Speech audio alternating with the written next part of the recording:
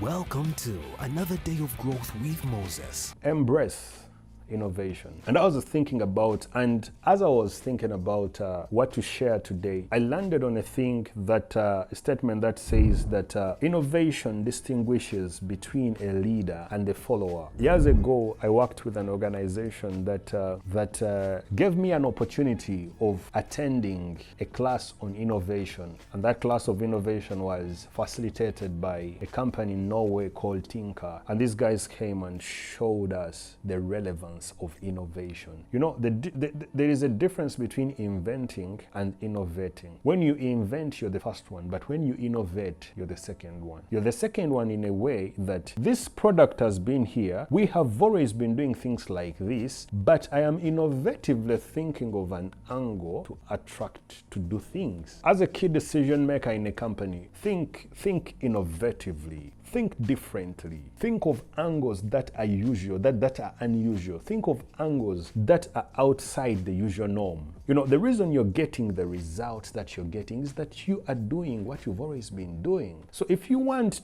the first step for you to see a difference is when you start doing things differently, is when you start doing things innovatively. So think about innovation in line with the things that you do. When we say innovation, sometimes it does not mean that innovation is all about technology. Sometimes innovative thinking gives you an idea to do things better. Sometimes innovation just comes down to finding a solution that is completely non-tech, that isn't completely, but it's just an innovative way of doing a thing.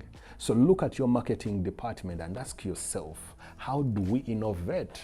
I once worked in a company whose marketing and sales was all about getting these business directories, and then they pick numbers, and then they secure appointments, and then they go to those places. The innovative solution at that time was to convince them to invest in email marketing. The next thing was to convince them to adopt customer relationship management system, a CRM system. I once worked for a company that was doing things, that was doing things in a way that was crazy, If you see how innovation works is that you still do the same thing that you used to do, but you simply do it differently. Years ago, the man or the woman who worked is the one who reported. But companies have understood that there is something like flex work, that when a member of the team is caught up and they may just call in and like, you know what, I'm going to be working from home. These are the reasons why I'm working from home. And the guy is actually going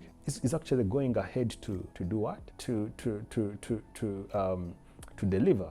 Currently, I'm working with one of my clients and we just won a battle recently. These guys, the company is a debt collection agency. So what they do is that they get debt. They get bad debt from banks and these other institutions, and they collect that debt. So the issue is, in the process of debt collection, this guy is supposed to make phone calls. Now, when they give you a debt portfolio of 300,000 people, defaulters, people who have left their loans, and you have a team of 20, you have a team of 10, how do you do it? So we had a conversation about 9 months ago. I was like, man, Moses, what do we do?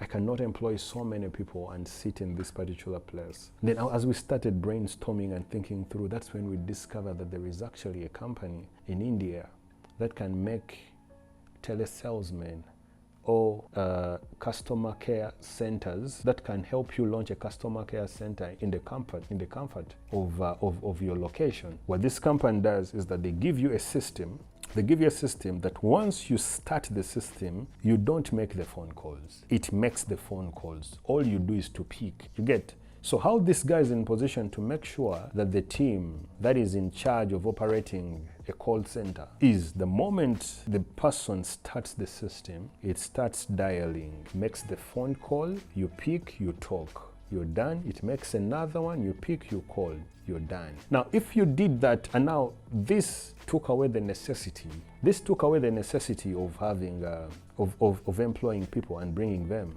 So from a team of 10, right now the team is about 6, there are 60 guys that are employed in this entire circle, and all they do is to make phone calls. But they're not making phone calls by choice. The system is what? But now the traditional way of solving the problem is bring in more kids, go to campus, go to universities, get kids, and then launch a call center, load airtime on that. It's an investment in one system. He's not the one who designed the tech, but as we were thinking through it, that's when I got to know that's when we got to a realization that he's not the first one to have faced the problem, but rather there's been many in the companies like him who have struggled with that. And then the day we got the system, right now business is moving well. Reason being, there was innovative thinking. We thought of an innovative solution. Sometimes innovative thinking would lead you to adopting something innovative to solve your problem. So when I say be innovative, it doesn't mean that you're the one who's supposed to be. Sometimes you have to look at those who innovated, those who invented or innovated the thing that solves your problem and adopt it. We cannot stick on the traditional forms of doing business. So the message that I have for you, if you are a decision maker, innovative thinking is a plus. Innovative thinking is a thing that you must adopt at all times. Thank you. Thank you for joining us on another day of Growth with Moses. If you would like access to more episodes, please subscribe to this channel. And if you enjoyed this episode, help us share and spread word about it. Till next time, we meet again on another day of Growth with Moses.